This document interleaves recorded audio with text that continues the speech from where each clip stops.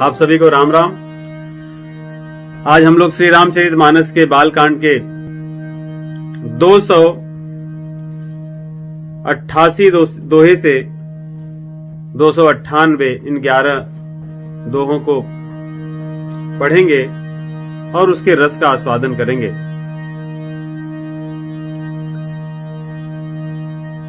भगवान श्री रामचंद्र जी की अकारण करुणा कृपा के कारण ही हम सब उनकी इस पावन और मंगलकारी कथा का श्रवण कर पाते हैं।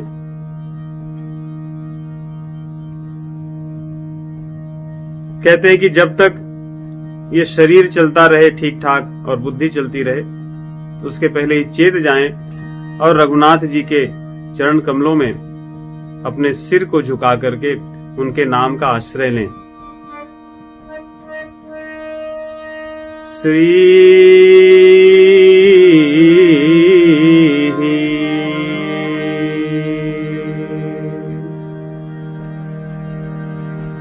श्री सीतानाथ समारंभाम् श्रीरामानन्दार्य मध्यमाम् अस्मदाचार्य पर्यन्ताम् वन्दे श्रीगुरु परम्पराम्। बंदौ तुलसी के चरण जिनकीन हो जग काज, कलि समुद्र बूढ़त लख्यऊ प्रगट्यऊ सप्त जहाज।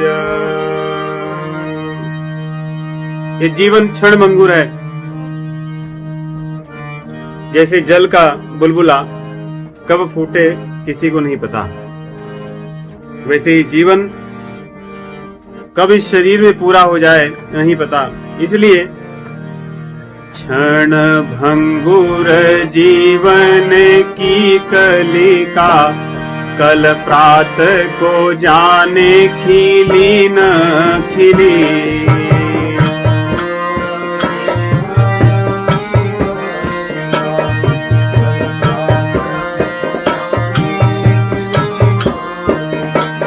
क्षण भंगुर जीवन की कलिका, कल प्रात को जाने खिली न खिली।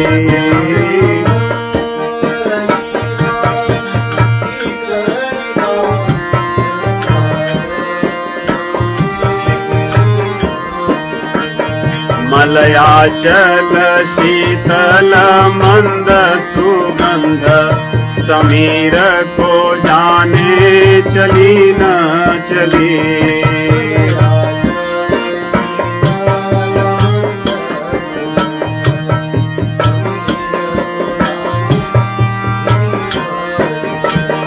मलयाचल शीतल मंद सुगंध, समीर न जाने मिली न मिली।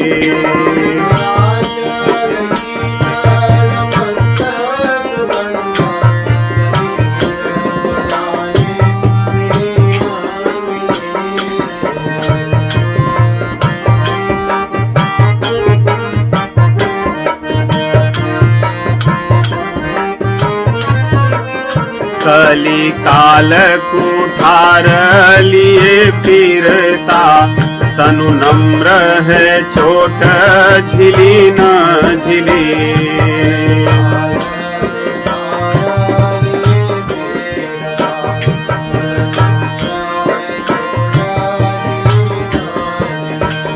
कली काल कुठार लिए फिरता, तनु नम्र है चोट झिली न झिली।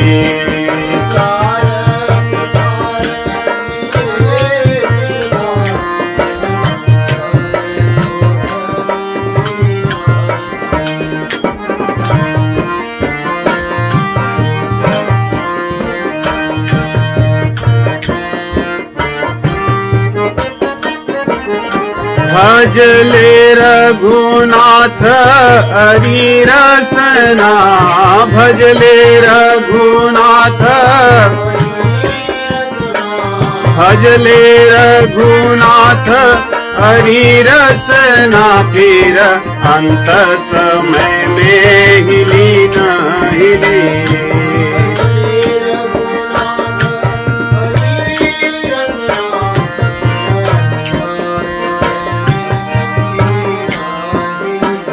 भजले रघुनाथ हरि रसना, फिर अंत समय में हिली न हिली।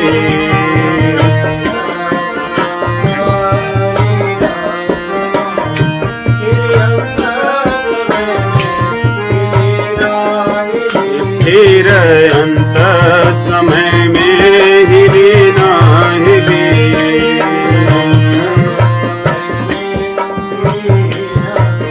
भजले रघुनाथ हरि रसना, भजले रघुनाथ फिर अंत समय में हिली न हिली। फिर अंत समय में हिली न हिली।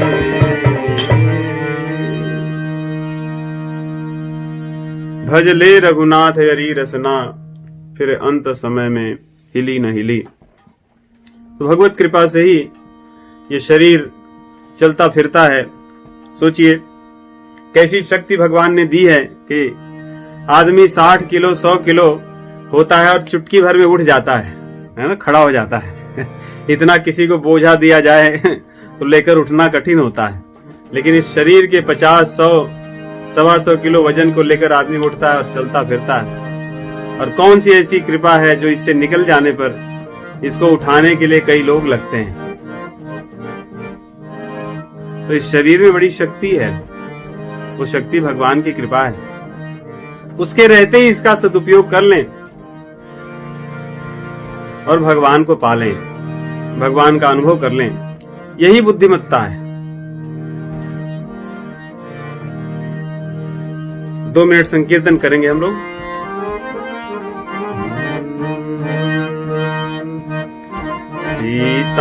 सीताराम सीताराम सीताराम सीताराम।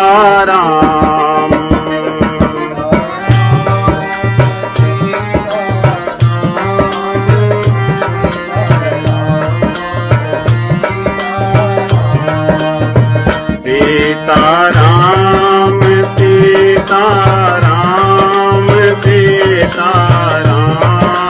सीताराम।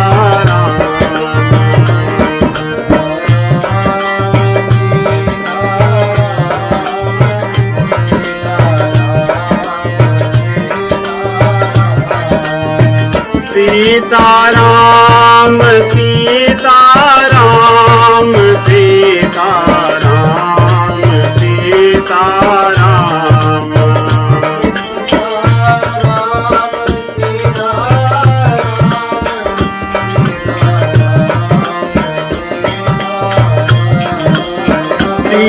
सीताराम सीताराम सीताराम सीताराम।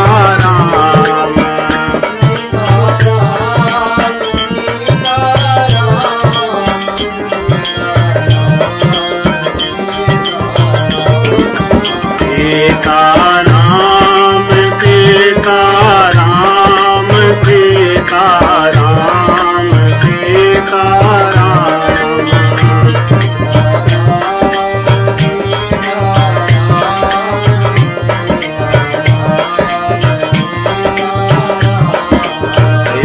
सीताराम सीताराम सीताराम सीताराम।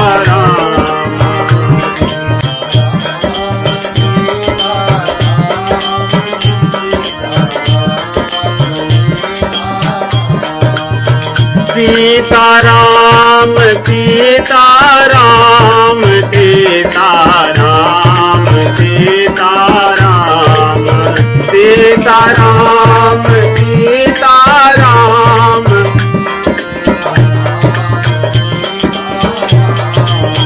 सीताराम सीताराम सीताराम सीताराम हनुमान। सीताराम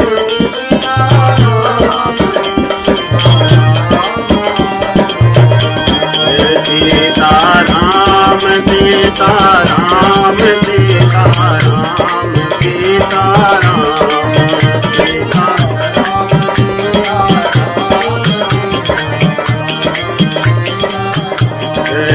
सीताराम सीताराम सीताराम हनुमान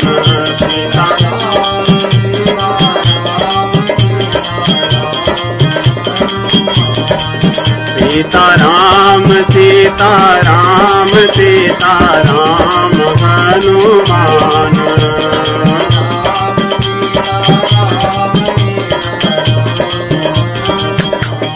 सीताराम सीताराम सीताराम हनुमान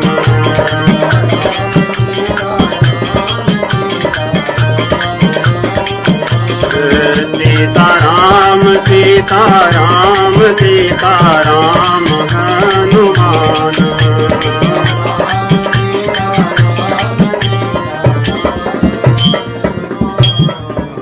सियावर रामचंद्र भगवान की पवन सुत हनुमान जी महाराज की सद्गुरुदेव भगवान की जय। भगवान श्री रामचंद्र जी मिथिला में विवाह की दिव्य लीला कर रहे हैं। इसी क्रम में उन्होंने धनुष भंग किया और परशुराम जी के आ जाने पर उनके मोह को भी भंग किया। कई बार बाहर की चीजें तो भंग हो जाती हैं जो बड़ी कठिन होती हैं, कठोर होती हैं, लेकिन भीतर की जो दिखती नहीं है उसका भंग होना कठिन होता है, लेकिन भगवत कृपा से ही वो होता है। परशुराम जी जैसे ऋषि जिन्होंने पूरी पृथ्वी को क्षत्रियों से 21 बार विहीन कर दिया था, इतने शक्तिशाली थे, परंतु अपने मोह को भंग नहीं कर पाए। भगवान श्री रामचंद्र जी की कृपा से ही हुआ और भैया लक्ष्मण जी की कृपा से हुआ। मोह भंग होने के बाद में वे भी स्तुति किए भगवान की। उनको अपने द्वारा जो अर्जित था वो उनको सारंग धनुष दिए और वहां से तप के लिए पुनः महेंद्र पर्वत पर चले गए। भगवान श्री रामचंद्र जी के विवाह की तैयारियां मिथिला में होने लगी और उसके बाद जनक महाराज जी अपने गुरुओं से, मंत्रियों से तथा विश्वामित्र जी से विमर्श करके पूछते हैं कि क्या किया जाए। सभी के विमर्श के अनुसार जनक जी महाराज दूतों को अयोध्या में भेजते हैं और मिथिला में तैयारियां आरंभ कर देते हैं, क्योंकि पुत्री का विवाह है। बहुत सुंदर तैयारियां, सुंदर ढंग से नगर को सजाया जाता है, घर को नहीं नगर को, क्योंकि जानकी जी, किशोरी जी हैं तो पुत्री महाराज जनक जी की, लेकिन पूरे मिथिला की वो पुत्री हैं। सभी उनको अपनी पुत्री ही मानते हैं और कौन नहीं मानेगा। वही अभागा होगा जो किशोरी जी को अपनी बिटिया, बहन न माने। मिथिला के लोग तो आज भी इस कलयुग में भी अपने आप को धन्य मानते हैं कि किशोरी जी के कारण उनका नाता या संबंध भगवान से जुड़ गया और उनका मान बढ़ गया। तो वे सभी लोग महाराज जनक जी की जब आज्ञा हुई तो बड़े बड़े गुणी लोग और प्रबंधक जिनको कहते हैं, सब लोगों ने तैयारियां की, गुणियों को बुलाया और नगर को सजाने लगे। बड़ा सुंदर यहां वर्णन गोस्वामी जी करते हैं कि ये लोग इतने कुशल थे नक्काशी करने में, पच्चीकारी करने में और कोर करने में, अर्थात जैसे पत्थरों को की पच्चेकारी करके, नक्काशी कर करके उसमें से मूर्तियां बनाई जाती हैं। ऐसा लगता है कि उसी में से प्रकट होकर आ रहे हैं। आज भी ये शिल्प कला पूरे विश्व में कहीं यदि है तो भारतवर्ष में ही है, कहीं और ऐसी कला देखने को नहीं मिलती। उसी कला का वर्णन गोस्वामी जी करते हैं। कहते हैं कि मुक्ता है मणि, मुक्ता मणि है, और माणिक्य है जो लाल रंग का होता है, मरकत है, फिरोजा मणि जिसको फिरोजे भी कहते हैं, ये, और कुलिश जो श्वेत रंग का मणि होता है, ये सारे मणियों को लेकर के उन्होंने कृत्रिम ढंग से पेड़ बनाए, बांस बनाए, बेनु हरित मणिमय सब कीन्हे। क्योंकि विवाह वगैरह में बांसों का उपयोग किया जाता है, उसके मंडप बनाए जाते हैं। केले के वृक्षों का उपयोग किया जाता है, क्योंकि ये सब मंगल, इनको देखने से ही मंगल होता है। कलश, केले के वृक्ष, बांस के वृक्ष, आम के वृक्ष, आम के फल, आम के बौर, आम की पत्तियां, ये सब बहुत मंगल हैं। इनको देखना ही मंगलमय होता है, इनकी उपस्थिति ही मंगलमय होती है। हमारी वैदिक परंपरा में इन चीजों का बहुत विशेष ध्यान दिया जाता है। विवाह एक मंगल कार्य है, इस मंगल कार्य में तामसी चीजें नहीं की जाती, ये वैदिक परंपरा है। इसमें सब चीजें सात्विक और मंगलमय होती हैं। इसलिए ये एक से बढ़कर ऐसे गुणी हैं कि इन लोगों ने जो बांस बनाए हैं, ये मणियों के बनाए हैं, पत्थरों के बनाए हैं, लेकिन कोई देखकर ये नहीं बता सकता कि ये कृत्रिम है, वास्तविक नहीं है। पान के पत्तों की भी आवश्यकता होती है, भी मंगल है। पान की लताएं भी इन्होंने बनाई, अहिबेली जिसको कहते हैं, ये भी बनाए, भी नकली है, कृत्रिम है, वास्तविक नहीं है। लेकिन कोई व्यक्ति ये नहीं बता सकता कि ये वास्तविक नहीं है।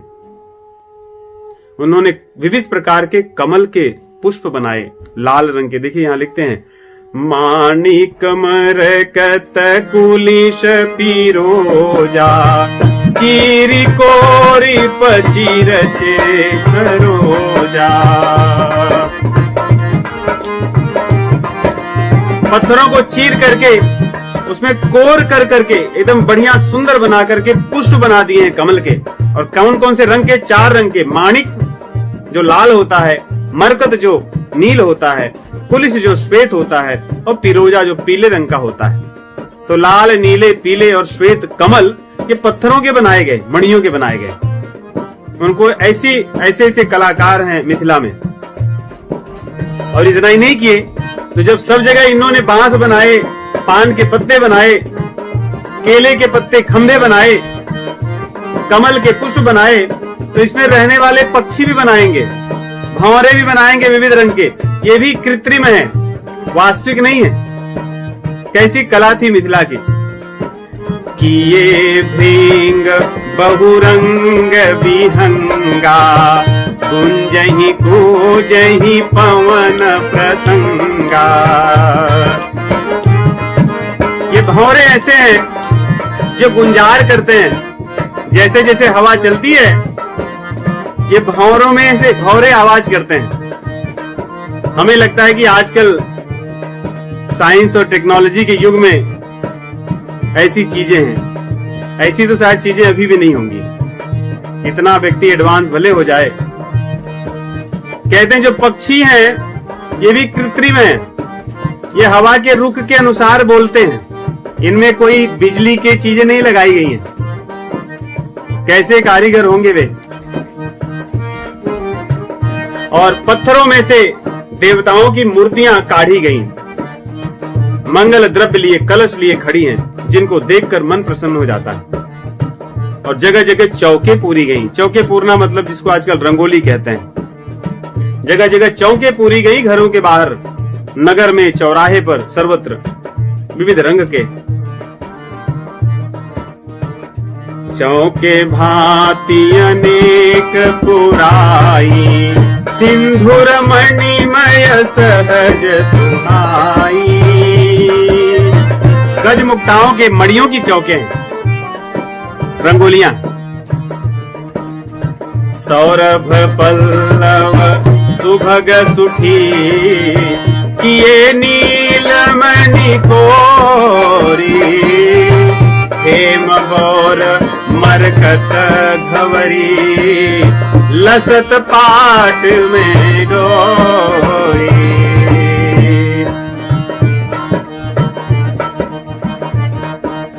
आम के पत्ते, आम के बौर अर्थात पुष्प, और आम ये भी कृत्रिम बनाए गए हैं।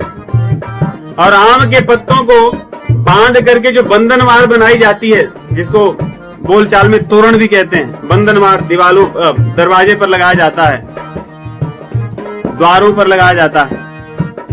ये भी कृत्रिम है।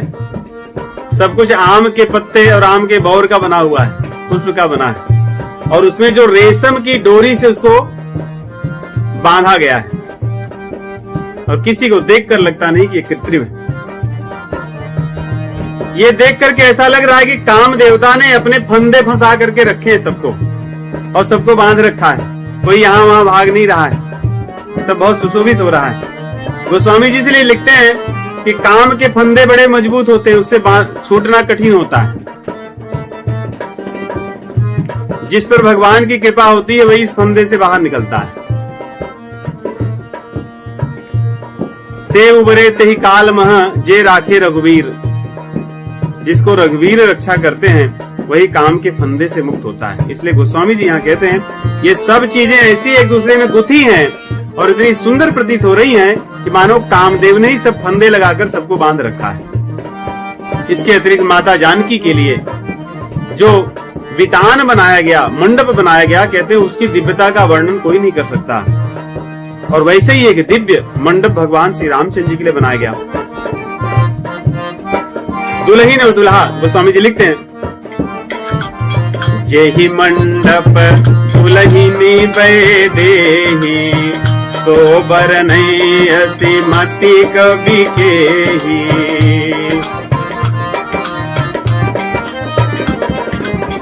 दूल्ह राम रूप गुण सागर, शोभितान तिहु लोक उजागर। दुल्हे और दुल्हन के जो मंडप हैं, इनकी तुलना ऐसे मंडप कहीं नहीं है, ब्रह्मा जी की सृष्टि में कहीं ऐसा नहीं। इतना ही नहीं, महाराज जनक जी के भवन की शोभा जैसी है वैसे ही शोभा जनकपुर वासियों की भवन की है। उन्होंने भी अपने भवन को ऐसे ही सजाया है, कोई कम नहीं है।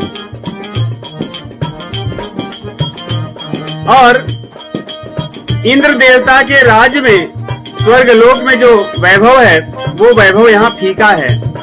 मिथिला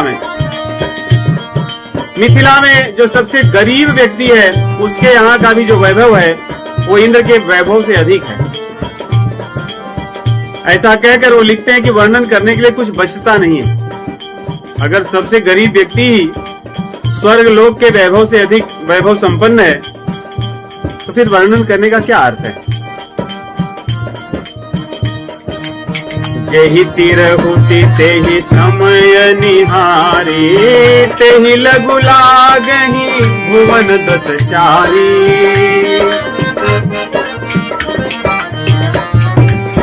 जो संपदा नीच गृह सोहासो बिलोकी, सुर नायक मोहा।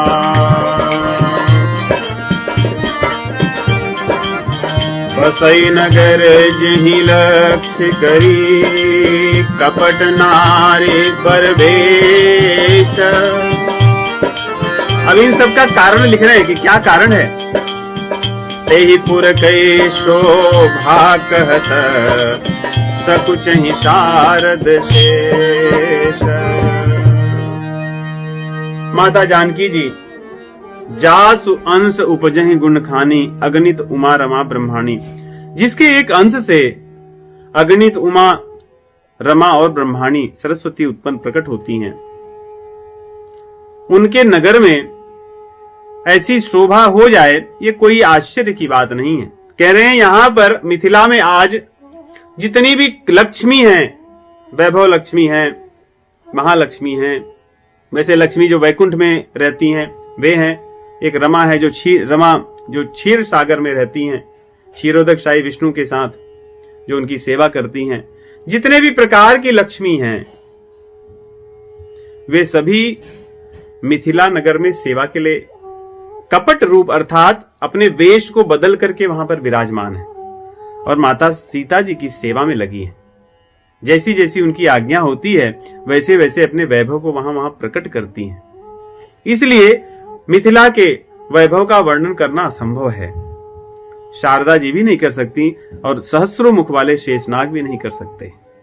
आगे गोस्वामी जी लिखते हैं, अयोध्या में प्रवेश करते हैं। अब कहते हैं कि जो दूत भेजा गया था वो अयोध्या में आता है और बहुत आनंद अयोध्या के लोग जब देखते हैं, अयोध्या में जब पहुंच कर ये दूत देखते हैं तो उन्हें बहुत अच्छा लगता है। और महाराज दशरथ जी को जब ये संदेश मिलता है, वो दौड़ करके उन दूतों को बुलवाते हैं और स्वयं अपने हाथ से चिट्ठी लेते हैं। जो पत्रिका आई है, सोचिए कोई राजा अपने हाथ से दौड़कर कोई उस पत्रिका को ले और उसको पढ़े स्वयं। राजाओं के यहां तो ये सब कार्य करने के लिए सेवक होते हैं, मंत्री होते हैं, परंतु इतनी उत्सुकता है उन्हें भगवान श्री रामचंद्र जी से, ऐसा प्रेम है उन्हें कि उनके प्रेम के लिए महाराज दशरथ जी ने कभी भी अपने पद को नहीं देखा। चक्रवर्ती यहां पे लिखते हैं, चक्रवर्ती महाराज दशरथ जी भगवान श्री रामचंद्र जी के लिए क्या नहीं किए। रघुकुल रीति सदा चली आई, प्राण जाय पर वचन न जाई। ऐसी रीति वाले महाराज विश्वामित्र को कह चुके थे कि मैं राम जी को नहीं दूंगा, आपको मैंने वचन तो दे दिया है, लेकिन आपने राम जी को मांग लिया है तो मैं राम जी को नहीं दूंगा।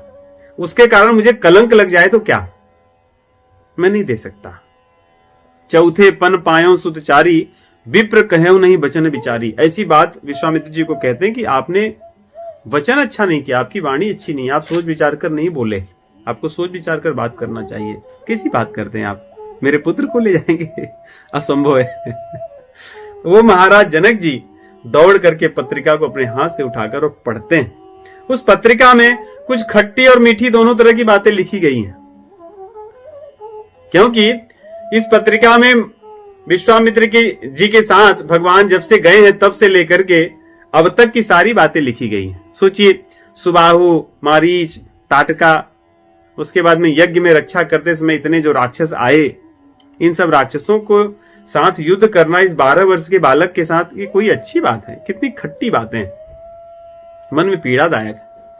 उसके बाद में धनुष भंग हो जाए, ऐसी मीठी बात, और धनुष भंग होने के बाद में परशुराम आए और बोले कि मैं तुम्हें मार दूंगा लक्ष्मण को, कितनी खट्टी बात।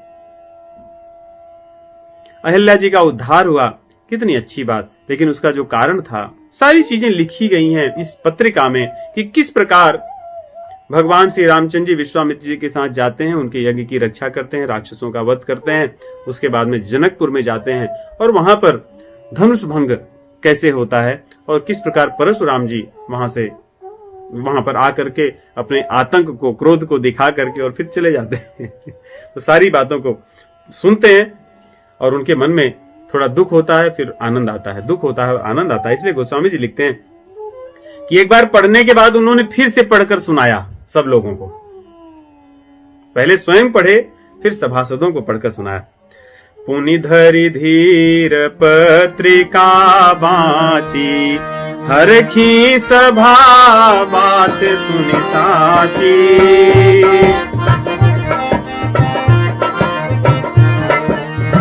जब पत्रिका पढ़ी रहे थे, उसी समय संदेश मिलता है भरत और शत्रुघ्न जी को कि मिथिला से कोई भैया के संदेश लेकर आए हैं। दोनों भाई खेल छोड़कर भागे दौड़ करके और अपने पिताजी के पास पहुंचकर बोलते हैं कि कहां है पत्रिका, कहां है, क्या लिखा है। महाराज दशरथ जी फिर से पत्रिका को पढ़ते हैं, तीसरी बार पढ़ रहे हैं। कितनी अच्छी लग रही है उनको पढ़ने में। अपने पुत्र के विवाह की पत्रिका है, पढ़ने में उन्हें अच्छा लग रहा है, बार बार पढ़ रहे हैं। दोनों भाइयों के लिए फिर से पढ़ते हैं। कुशल प्राण प्रिय बंधु दो, अहि कहु के ही देश।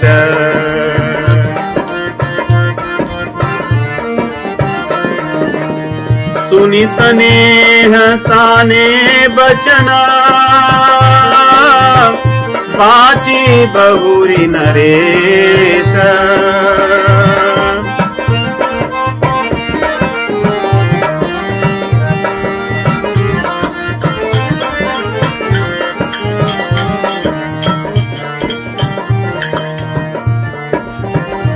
अब महाराज जनक जी दूत को अपने पास में बैठा करके और पूछते हैं कुछ बातें प्रेम से। देखिए कैसे शब्द का प्रयोग कर रहे हैं, संबोधन कैसे कहते हैं, कितना प्रेम है, क्योंकि ये दूत भगवान श्री रामचंद्र जी का संदेश लेकर आया है और कोई इसके अंदर उपाधि नहीं है। ये दूत है, एक सामान्य दूत, परंतु क्योंकि राम जी का संदेश लेकर आया है इसलिए दूत बहुत प्रिय है। महाराज दशरथ जी इसको कह रहे हैं भैया। रामचरितमानस में भैया शब्द का संबोधन जब बहुत प्रेम है वहीं किया गया है। माता कौशल्या जी भगवान श्री रामचंद्र जी के लिए करती हैं और अवधी भाषा में भैया शब्द संबोधन बहुत प्रेम से किया जाता है। भैया शब्द जरूरी नहीं भाई को ही कहा जाए, किसी को भी कहते हैं जो बहुत प्रिय हो अपना, भैया कह रहे हैं। ऐसे ही माता कौशल्या जी कहती हैं, पितु समीप तब जाए हो भैया, पितु समीप तब जाए हो भैया, भई बड़ी बार जाए बलि मैया। जब रामचंद्र जी जाते हैं उनको बताने के लिए कि मैं जा रहा हूं वन में, भैया कहती हैं। वैसे यहाँ पे महाराज इस दूत को भैया कह रहे हैं। भैया कहु कुशल दो बारे, तुमनी के निज नयन निहारे।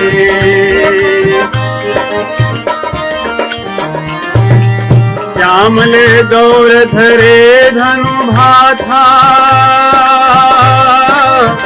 बय किशोर कौशिक मुनि साथा।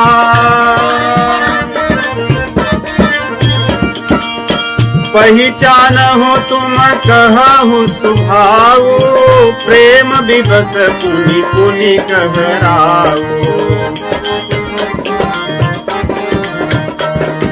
महाराज दशरथ जी के मन में ऐसा है कि इतनी सारी अच्छी बातें लिखी है मेरे पुत्र के बारे में, मुझे तो नहीं पता था।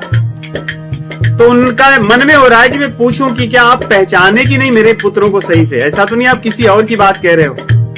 और मैं प्रसन्न हो रहा हूं, इसलिए कह रहे हैं कि भैया आपने पहचाना कैसे मेरे पुत्रों को, ऐसी क्या चीज थी देख करके तुम जाने कि यही राम है और यही लक्ष्मण है। विश्वामित्र जी भी साथ में थे, आप सही पहचाने हो कि नहीं। एक और तीसरी बात बता रहे हैं जिससे एक तरह से सुनिश्चित हो जाए कि रामचंद्र जी हैं और लक्ष्मण जी नहीं ऐसा कार्य किया है। और आगे कह रहे हैं कि जनक जी को कैसे पता चला कि ये राम और लक्ष्मण है, उन्होंने कैसे पहचाना, उनके मन में बड़ी जिज्ञासा है, इसलिए कह रहे हैं कहु विदेह कवन विधि जाने, सुनि प्रिय बरदूत मुस्काने। दूतों को हंसी आ गई, मुस्कुराने लगे कि महाराज दशरथ जी आप चक्रवर्ती हैं और आप इस प्रकार की बातें मुझसे पूछ रहे हैं कि मैं पहचाना कैसे आपके पुत्रों को, और महाराज जनक जी ने आपके पुत्रों को कैसे पहचाना। ये तो सामान्य सी चीज है। क्या वन में सिंह को पहचानने के लिए कोई पढ़ाई करनी पड़ती है? वो तो जहां भी खड़ा रहे सभी पहचान लेते हैं। हाथियों का बड़ा से बड़ा झुंड हो, उसमें सिंह का एक बच्चा चले जाए तो सभी पहचान लेते हैं, उसकी उपस्थिति सभी को पता चल जाती है उसके आने से। कह रहे हैं आपके पुत्र पूछने योग्य नहीं है कि कौन है, कैसे पहचाने, उन्हें तो कोई भी पहचान सकता है। और उसके बाद में सारी कथा बताते हैं कि किस प्रकार जनकपुर में भगवान श्री रामचंद्र जी आए और धनुष यज्ञ में किस प्रकार वे सम्मिलित हुए, धनुष यज्ञ में रावण किस प्रकार आया, बाणासुर किस प्रकार आया, वे सब चले गए। बड़े बड़े भूपति थे, महाभट थे, वे सब आए, कोई धनुष को हिला न सके। परंतु भगवान श्री रामचंद्र जी ने उस धनुष को उठा लिया।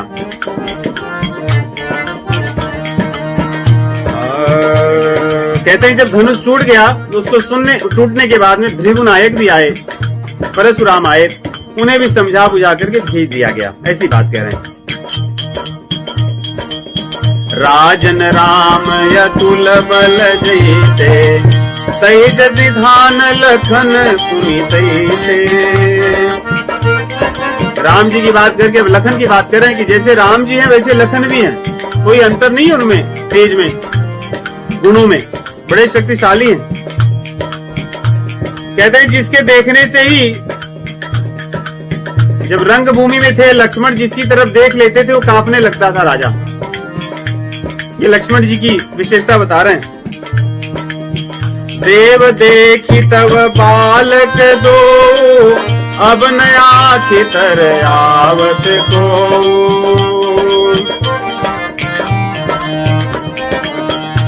हे देव, हे महाराज दशरथ जी, आपके पुत्रों को जो एक बार देख लेता है फिर और किसी को देखने की उसकी इच्छा नहीं होती,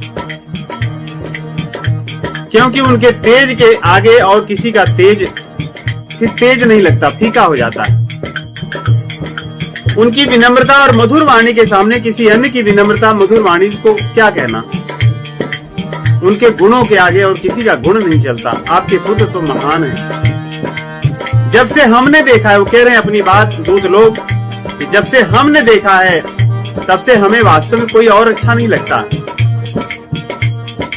इसीलिए भजन है ना सुंदर। राजा दशरथ के राजकुमार, राम मोहि प्यारे लगे। राजा दशरथ के राजकुमार, राजा दशरथ के राजकुमार, राम मोहे प्यारे लगे। राजा दशरथ के।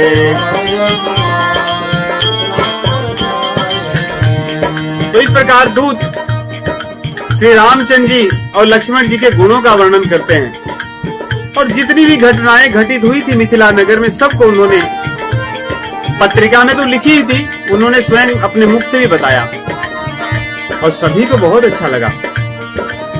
तुझे कोई चक्रवर्ती राजा हो और बहुत बड़ा दानी हो, और वो भी रघुवंश का राजा हो, उसके सामने कोई इतनी अच्छी बात बोले, उसके आसपास जितनी चीजें होंगी वो सब दान दे देगा।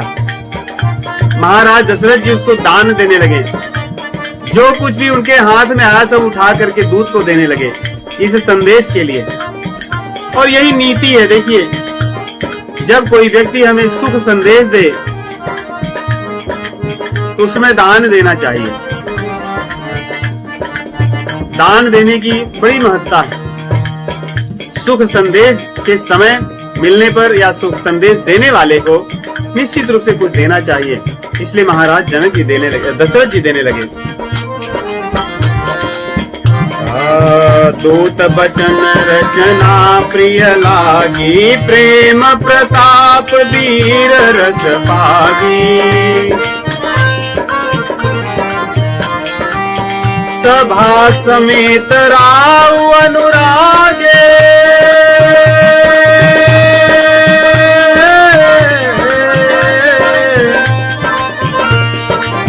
दूतन देन निछावरी लागे। दूतन देन निछावरी लागे। दूतन देन निछावरी लागे।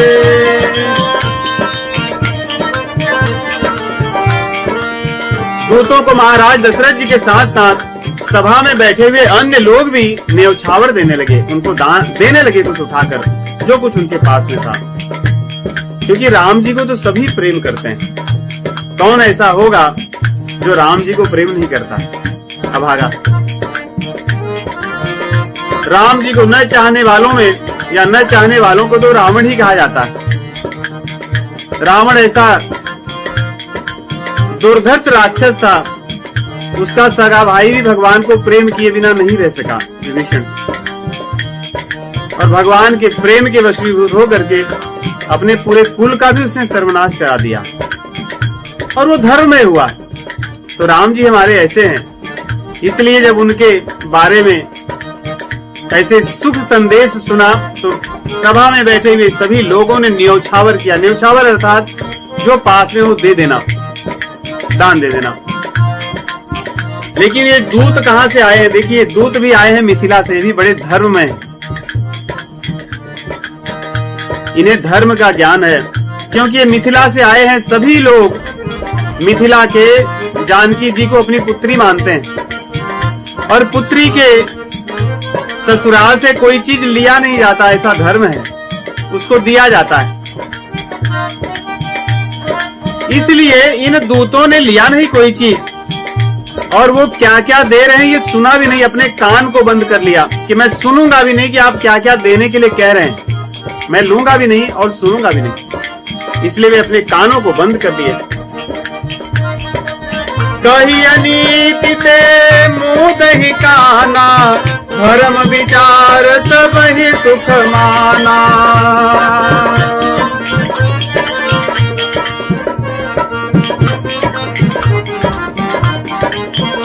उसके बाद महाराज दशरथ जी अपने गुरुदेव के पास जाते हैं, उनको पत्रिका देते हैं और पत्रिका वहां पर बांटते हैं और पढ़ते हैं। पत्रिका को पढ़ने के बाद में या सुनने के बाद में वशिष्ठ जी दशरथ जी से कह रहे हैं कि हे राजन, इसमें कोई आश्चर्य की बात नहीं है, आप एक धर्ममय पुरुष हैं। आपका वंश ऐसा है कि जहां पे अधर्म तो कभी हुआ ही नहीं, और धर्म के मार्ग पर जो चलता है सुख संपत्ति वैभव यश बिना बुलाए उसके यहाँ आते हैं। जैसे समुद्र है, क्या समुद्र कभी नदियों को बुलाता है कि आप मेरे यहाँ आओ? लेकिन नदियां कहीं भी होती हैं, बहते हुए समुद्र में ही मिलती हैं। कह रहे हैं उसी प्रकार जहां पे धर्म होता है वहीं पे धन संपत्ति वैभव ऐश्वर्य सब अपने आप चले जाते हैं। कितनी बड़ी विडंबना है कि आज के युग में हर व्यक्ति धन चाहता है लेकिन धर्म नहीं करता, धर्म के विपरीत मार्ग पर चलता है और धन को चाहता है। लेकिन हमारे शास्त्र कहते हैं वास्तविक धन ऐसे नहीं मिल सकता। ऐसा धन मिलेगा भी तो तुम्हें डुबा देगा, तुम्हें नरक में ले जाएगा, तुम्हें कुमार्ग में ले जाएगा। और होता ही यही है। आज दुनिया में बहुत धन है लोगों के पास, परंतु क्या धन आने के बाद उनके जीवन में शांति है? नहीं है, क्योंकि वे धर्म के मार्ग पर नहीं चलते। महाराज दशरथ जी के वैभव की तुलना कोई कर सकता है? इतना सब होने के बाद में भी धन उनके मस्तिष्क में नहीं चढ़ा कभी। नहीं तो आदमी के पास थोड़ा धन होता है तो उसके दिमाग में चढ़ जाता है, क्योंकि वो धर्महीन होता है। जो धर्म के मार्ग पर चलते हैं, धन आने पर उनके अंदर विनम्रता होती है, उनका पतन नहीं होता। इसलिए यहाँ पे गुरुदेव कह रहे हैं वशिष्ठ जी, सुनी बोले गुरु अति सुख पाई, पुण्य पुरुष कहूँ मही सुख छाई।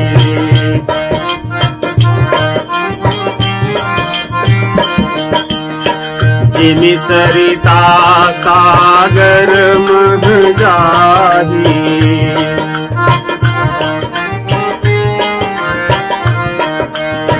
यद्यपि ताहि कामना नाही,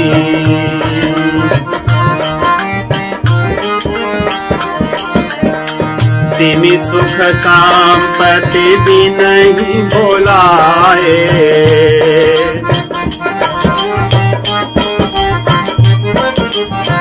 धर्मशील पहि जाहि सुभाए,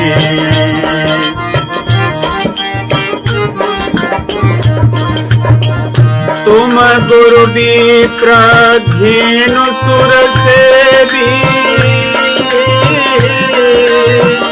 तसी पुनीत कौसल्या देवी।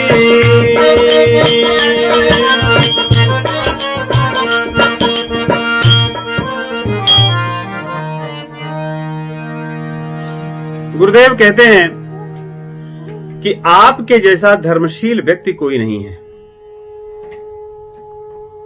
और इतना ही नहीं, आप तो धर्मशील हैं ही। देखिए, अवधपुरी की या रघुवंशियों की यही एक विशेषता है कि वहां पे ऐसा नहीं कि एक जन धर्म के मार्ग पर चल रहे हैं और दूसरे अधर्म के मार्ग पर।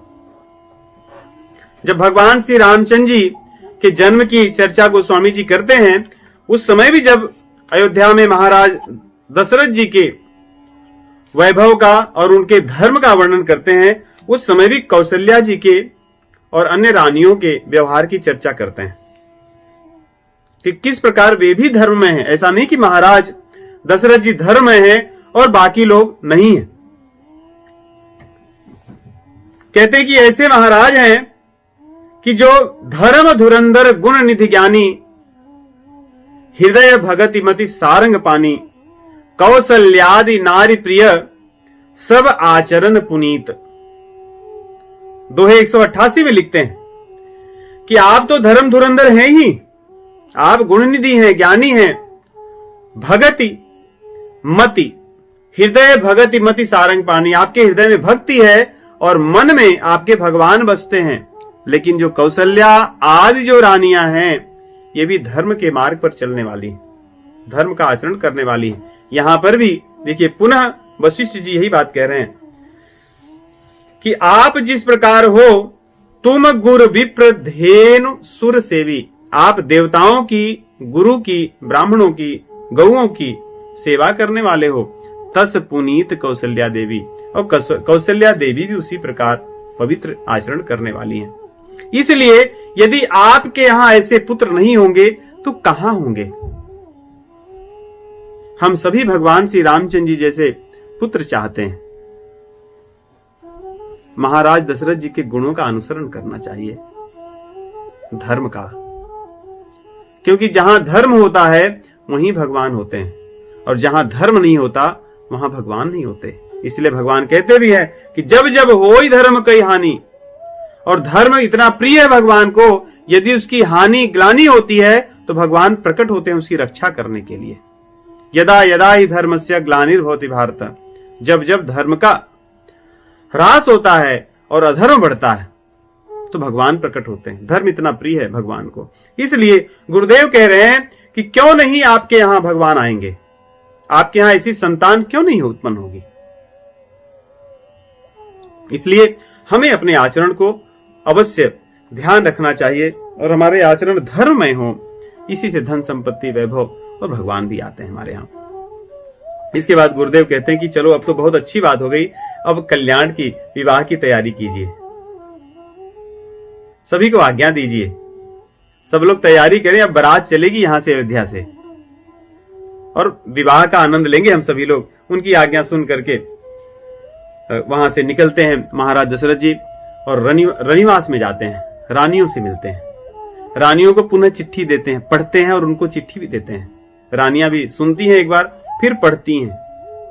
और महाराज दशरथ जी जब वहां से चले जाते हैं रनिवास से, राजा सब रनिवास बुलाई, जनक पत्रिका बाज सुनाई, सुनी संदेश सकल हर्षानी, अपर कथा सब भूप बखानी।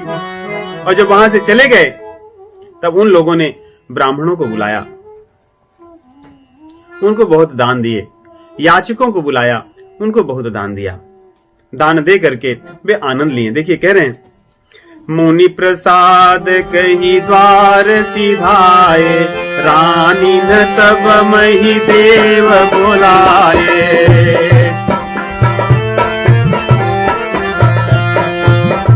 जब महाराज दशरथ जी रनिवास से बाहर निकल गए तो रानियों ने मही देवताओं को, ब्राह्मणों को बुलाया। दिए दान आनंद समेता, चले दे प्रवर आशिक देता, जाचक लिए हकारे, दीन निछावर कोट विधि, चिरजीवहु चारे, चक्रवर्ती दशरथ के। सभी लोग आशीर्वाद दे रहे हैं भगवान को कि हे महाराज दशरथ जी, आपके चारों राजकुमार चिरंजीवी हों। सदैव मंगल के समय में सभी का आशीर्वाद लें हम। जब भी कोई मंगल का प्रयोजन हो, मांगलिक प्रयोजन हो, हमें सभी को प्रसन्न करने का प्रयास करना चाहिए। सभी की प्रसन्नता में एक सात्विक वातावरण का निर्माण होता है, मांगलिक वातावरण बनता है, जिसमें मंगल कार्य करने में आनंद होता है। यहां से ही आरंभ हो रहा है। अयोध्या में चारों तरफ तैयारियां शुरू हो रही हैं। अब गोस्वामी जी लिखेंगे कि किस प्रकार अयोध्या को भी सजाया जाने लगा। अभी तक तो मिथिला को सजाया जा रहा था, अयोध्या में भी सजावट चालू हो गई। देखिए क्या लिख रहे हैं। भुवन चारे दस भराऊ छाहू, जनक सुतार गुबेर निवारो। जनक सुता और रघुवीर के विवाह का अवसर है। 14 भुवन में आनंद ही आनंद, अतल वितल सुतल, तलातल महातल रसातल पाताल, पृथ्वी लोक, भूवर लोक, स्वर्ग लोक, महर लोक, जन लोक, तप लोक और सतलोक, ये 14 लोकों में आनंद ही आनंद भर गया है। क्योंकि रावण का आतंक वास्तव में सर्वत्र था। सभी लोग को आनंद इसलिए हो रहा है कि कुछ दिन में दुख के बादल छट जाएंगे, रावण का वध होगा। आगे कह रहे हैं सब लोग अपने अपने चौकों को, घर को, गलियों को संवारने लगे। यद्यपि अवध सदैव सुहावनी, रामपुरी मंगलमय पावनी। राम जी की पुरी है ये, सदैव मंगलमय है, सदैव सुहावन है, सदैव दिव्य है, फिर भी सजाया जा रहा है। गोस्वामी जी कितने, वो चाहे जहां रहे अयोध्या और राम जी को नहीं छोड़ते। इसलिए अयोध्या को सजाने का जो वर्णन लिखने जा रहे हैं उसके पहले ही वो कह दिए कि अयोध्या को सजाने की आवश्यकता नहीं है। फिर भी लोग सजा रहे हैं तो सजाएं।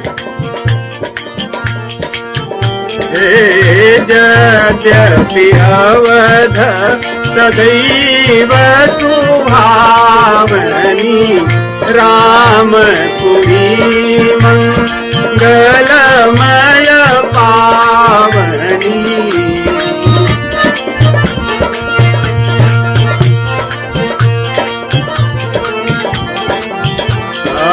तदपि प्रीति कई रीति सुहाई, मंगल रचना रची बनाई।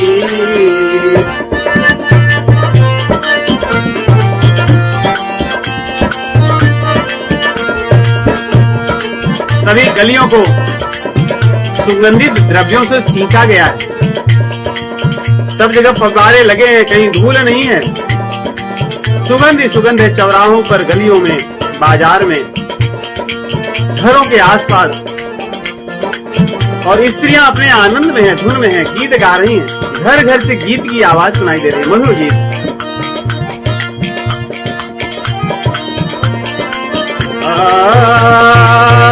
जहाँ तह जोध जोध मिली भामिनी, सजी नव सप्त सकल दुति दामिनी।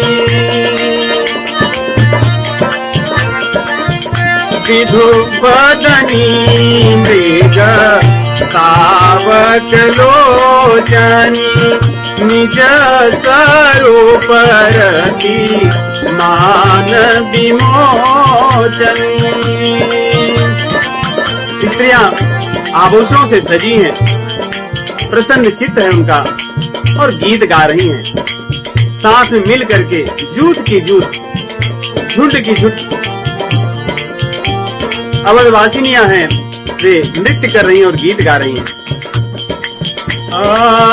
गावहि मंगल मंजुल बानी, सुनी कल रव कल कंठ लजानी। मधुर गीत है। गावहि सुंदरी मंगल गीता, लई लई राम राम सीता।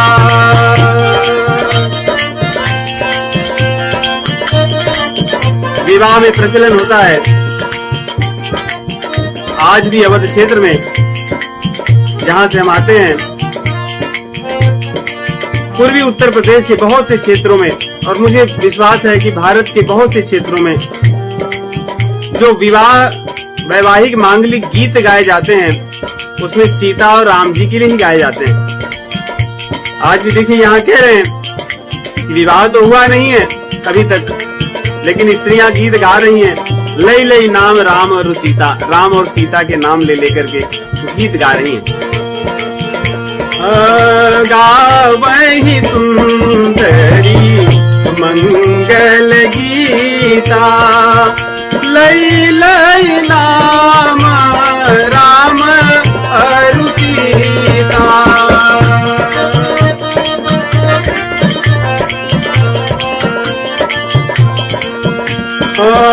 बहुत उठा भवन अति थोरा, मानहु मजी चला चहोरा।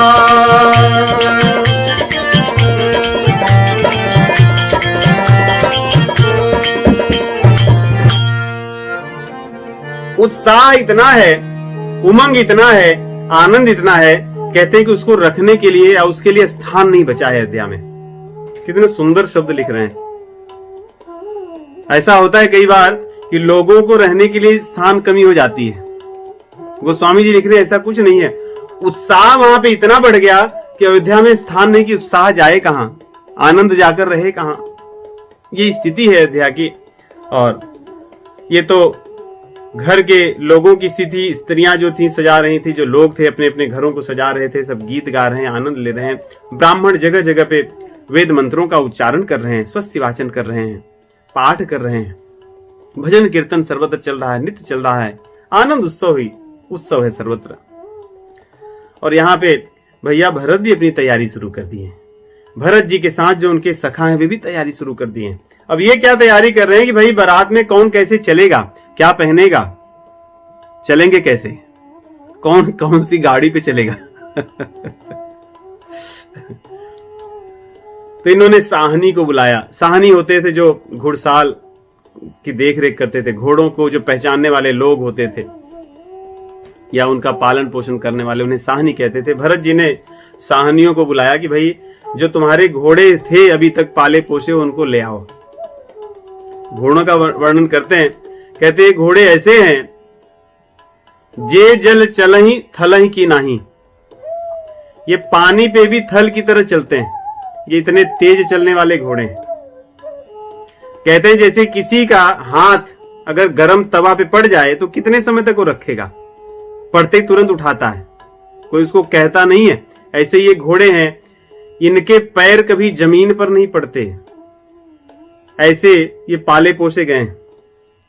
नाना जाति न जाहि बखाने, निदरी पवन जनु चहत उड़ाने। ऐसा लगता है कि ये उड़ करके चलने वाले हैं, ये जमीन पर नहीं चलते, ऐसे घोड़े। इन घोड़ों को तैयार किया गया और हाथियों को भी तैयार करेंगे, घोड़ों को भी तैयार करेंगे, उन सब पर बैठ करके सब चलेंगे। गोस्वामी जी लिखते हैं कि जो छैले लोग हैं, अर्थात जो युवक लोग हैं, छैल छबीले लिख रहे हैं कि जो छैल छबीले हैं, जिनका सब कुछ बड़ा सुंदर होगा, चलना भी सुंदर होगा, बोलना भी सुंदर होगा, और उनकी सब चीजें भी बड़ी सुंदर ही होंगी, कोई पुरानी ऐसी चीजें वो नहीं रखेंगे। ऐसे सब छैल छबीले भरत, शत्रुघ्न और उनके सभी सखा लोग ये अपनी तैयारी में लग गए। तीन सब छयल भये असवारा, भरत सरिस बयराज कुमारा।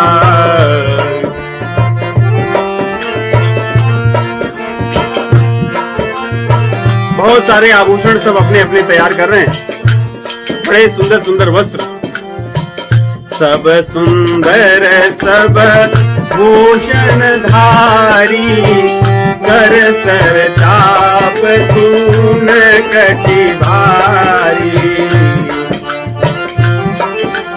क्योंकि अपने भैया के ससुराल जाएंगे, इसलिए सुंदर वस्त्र और सुंदर आभूषण के साथ साथ शस्त्र भी बहुत अच्छे लिए हैं। गोस्वामी जी कह रहे हैं धनुष बाण और तूण जो लिए हैं, तूणीर, वो भारी है, बहुत विशेष है, सामान्य नहीं है रोज की तरह। जैसे लखन भैया कहते थे कि बहु धनु ही तोड़ी लड़काई, खेलते खेलते तुम बहुत धनुष बाण और तूणीर लेते थे। तो ये खेल वाला धनुष बाण तूणीर नहीं है, बड़ी सुंदर है। छरे छबीले छयल सब,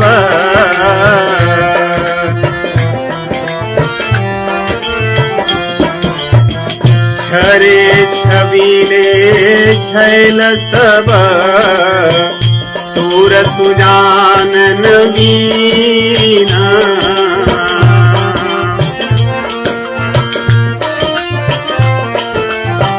जुगपद चर असवार प्रति, जे असि कला प्रवीण।